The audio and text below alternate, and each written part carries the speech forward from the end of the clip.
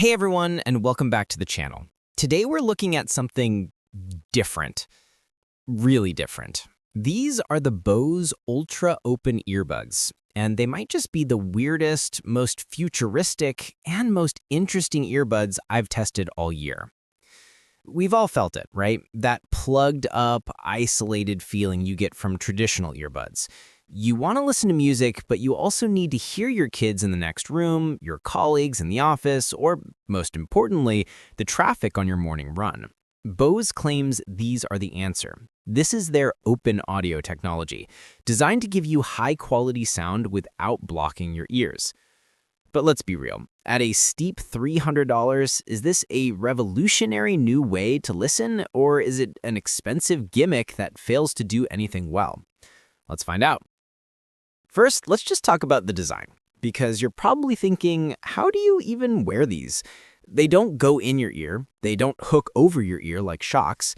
Instead, they clip onto the side of your ear like a piece of jewelry or a high-tech ear cuff. The build is premium, exactly what you'd expect from Bose. You have a flexible, silicone-coated arm that connects the speaker to the battery barrel, which sits behind your ear. To put them on, you just gently open the cuff, wrap it around your ear's helix, and let go. It grips on with this light-as-air hold that is frankly shocking. My first thought was these are going to fall off immediately. But they don't. I took them running, I wore them at the gym, I shook my head like a maniac, and they stayed perfectly in place. But the real headline here is the comfort, because nothing is in your ear canal. There is zero pressure, zero fatigue, and zero ear thumping when you run. I wore these for 8 hours straight and literally forgot they were on. If you wear glasses, these are a dream. They don't interfere with the arms at all. In terms of comfort and stability, it's a 10 out of 10. So how do they actually work? This is Bose's open audio. It's not bone conduction, which vibrates your skull, and it's not the transparency mode you find on noise-canceling buds, which uses microphones to pipe in outside sound. It's simpler. It's a tiny, powerful speaker that is precisely aimed to fire sound directly into your ear canal. The magic is that your ear is left completely 100% open to the world. The effect is strange at first, but kind of amazing. It's like having a personal soundtrack to your life. I can be listening to a podcast and have a full conversation with someone without missing a word of either. I can be on a bike ride and clearly hear my music and the car coming up behind me. This is the key selling point. Perfect, natural, zero-lag situational awareness. But, and this is a huge but, this is also their biggest weakness. These are the literal opposite of noise canceling. If you're in a noisy environment, the outside world wins. On a loud subway, your music is just gone. In a noisy gym, you'll hear the gym's pop music over your own. These are not for isolating yourself. They are for integrating sound into your environment. Okay, I hear you saying, if they're open, the sound must be terrible, right? Wrong. I was stunned. For an open ear design, the audio quality is fantastic. The clarity is classic Bose, crisp, detailed, and forward. And there's actual bass. It's not the thumping sub-bass rumble you get from a sealed-in bud like Bose's own QC Ultras, but it's present, punchy and weighty. It makes music sound full and satisfying, not thin and tinny like most of the competition. And what about sound leak? That's the other miracle. At 50 to 60% volume, which is plenty loud for most situations, the person sitting next to me in a quiet room couldn't hear a thing. Bose has done some kind of audio canceling magic to keep the sound aimed at you. Now for the rest of the experience, the features, the battery, and the not-so-good stuff.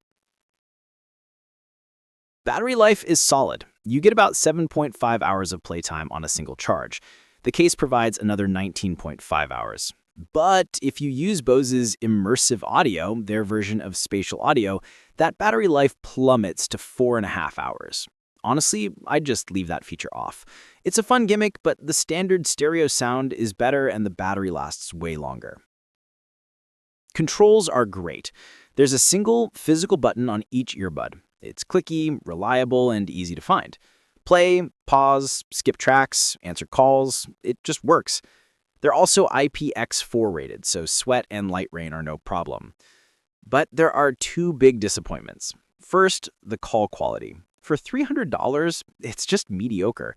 People said I sounded distant or in a tunnel. In any kind of breeze or noisy setting, it's pretty bad.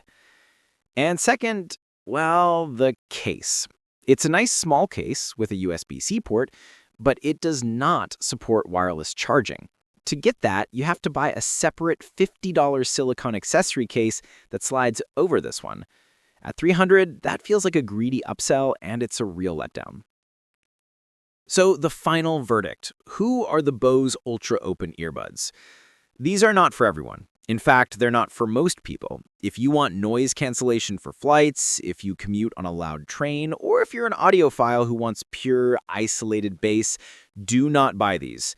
But if you're a runner, a cyclist, or an outdoor enthusiast who needs to hear the world for safety, these are incredible. If you work in an office and want to listen to music but still be available to your colleagues, they are perfect. If you're a parent at home who needs to keep an ear out for the kids, these are a game changer. Or if you simply hate the feeling of having your ears plugged, these are the best sounding, most comfortable solution on the market. They are not a replacement for your main noise-canceling earbuds. They are a new category of device, a companion for all the times when isolation is a bad thing. They are a luxury, but for the right person, they are a luxury that you will wear all day, every day, and wonder how you lived without them. What do you think? Is this the future of personal audio or just a niche product? Let me know your thoughts down in the comments. As always, thanks for watching, and if you found this helpful, please hit that like and subscribe button. I'll see you in the next one.